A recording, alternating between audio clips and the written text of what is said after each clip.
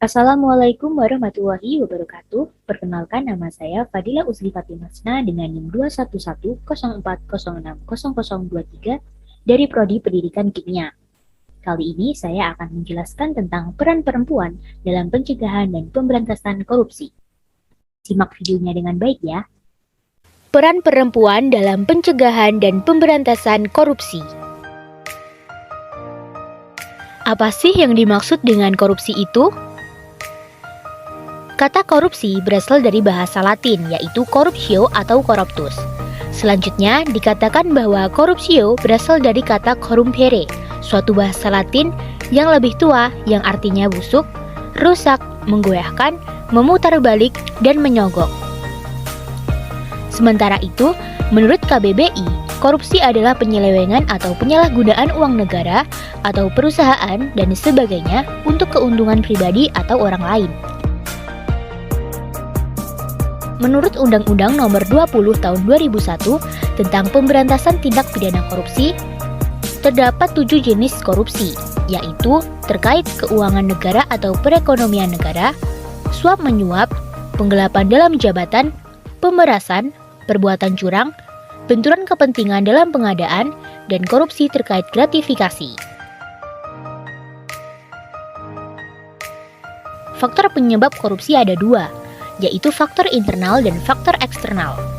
Faktor internal adalah faktor penyebab korupsi yang datang dari pribadi. Contoh faktor internal korupsi antara lain aspek perilaku individu seperti sifat tamak, moral yang kurang kuat, dan gaya hidup yang konsumtif. Contoh lain dari faktor internal yaitu aspek sosial. Sedangkan faktor eksternal adalah faktor penyebab korupsi karena sebab-sebab dari luar, seperti kesejahteraan aparatur rendah dan menimbulkan dorongan untuk melakukan korupsi, rasionalisasi atau menganggap korupsi atau berbuat curang adalah perbuatan yang wajar, manajemen yang kurang baik dan kontrol yang kurang efektif dan efisien yang memberikan peluang orang untuk melakukan korupsi, dan yang terakhir, law enforcement atau lemahnya pengawasan. Sangat banyak sekali dampak yang ditimbulkan dari korupsi. Antara lain, tidak terpenuhinya hak warga negara, pelayanan publik dan jasa makin mahal, pengentasan kemiskinan yang lamban, akses yang makin terbatas untuk masyarakat miskin, angka kriminalitas makin meningkat, meruntuhkan demokrasi, dan demoralisasi, yaitu masyarakat tidak punya rasa percaya pada pemerintah, semakin individual dan mementingkan diri sendiri. Namun, masih terdapat 4 akar halangan besar pemberantasan korupsi. Yang pertama, opportunity, terkait dengan sistem yang memberi lubang terjadinya korupsi. Yang kedua, sistem.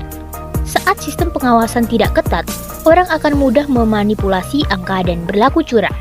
Yang ketiga, need, sikap mental yang tidak pernah merasa cukup dan selalu memiliki kebutuhan yang tak pernah usai. Dan yang keempat, exposures, berkaitan dengan hukuman pada perilaku korupsi yang rendah.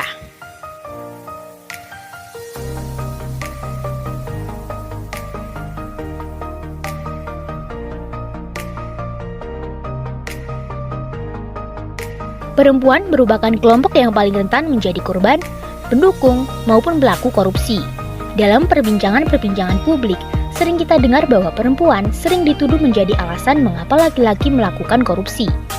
Para istri yang banyak meminta membuat sang suami harus melakukan korupsi. Pada intinya, diskursus hubungan perempuan dengan korupsi hanya berada di antara perempuan sebagai penakal atau sebagai penyebab, bahkan penikmat korupsi.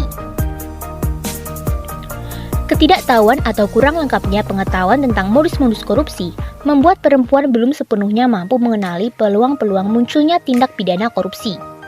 Oleh karenanya, perempuan perlu memiliki pengetahuan yang komprehensif tentang modus-modus dan kesempatan yang menawarkan munculnya perilaku koruptif beserta konsekuensi hukumnya. Kerentanan terhadap praktek korupsi dialami perempuan karena kurangnya informasi dan pemahaman hukum, kurangnya kemampuan untuk mencegah dan mengamankan dirinya agar tidak menjadi korban dari praktek korupsi, relasi kuasa yang tidak setara dalam pengambilan keputusan di ruang publik, dan kesetimbangan relasi gender. Lalu apa yang bisa kita lakukan sebagai perempuan untuk mencegah korupsi? Yang pertama, pendidikan anti korupsi dan gerakan bersama untuk membangkitkan kesadaran kritis terhadap nilai-nilai kebenaran, kejujuran, integritas, dan transparansi serta akuntabilitas. Yang kedua, membangun dan memperkuat gerakan pengawasan terhadap korupsi di semua tingkatan. Yang ketiga, memperkuat gerakan perempuan di tingkat organisasi akar rumput dan gerakan komunitas sebagai kelompok strategis dalam melawan korupsi. Yang keempat, memperkuat program untuk dukungan dan perlindungan terhadap pelapor, saksi, dan korban.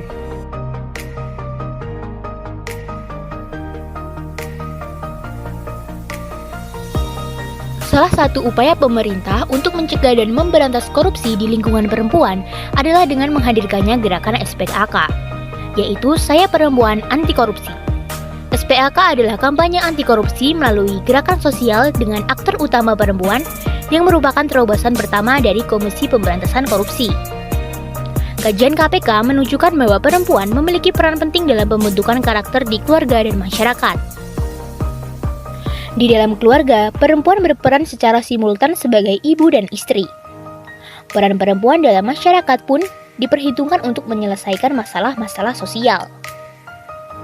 SPAK berada di arena edukasi anti korupsi dengan tujuan memutus lingkaran korupsi dan mengubahnya menjadi lingkungan integritas.